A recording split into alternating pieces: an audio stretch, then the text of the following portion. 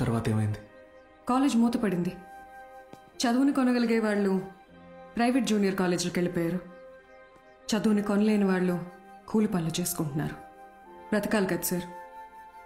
కానీ ఇప్పుడు college open అయింది కదా మేడం, చదువు చెప్పడానికేగా మేము వచ్చాం.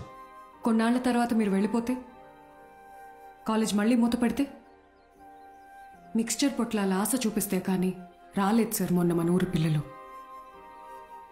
చదువుకోవాలన్న ఆశ ఉన్నప్పుడు వాళ్ళకి చదువు దొరకలేదు.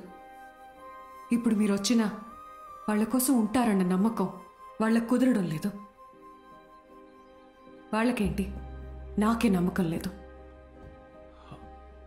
ఏ మీకెలా చెప్పాలి? నాతో రండి.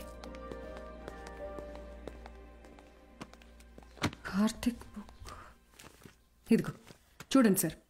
నా పేరుతో ఫ్లేమ్స్ ఆడాడు.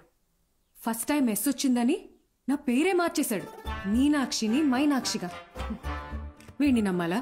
బుల్ రెడ్డి అలాంటి వాడు కాదు మేడం.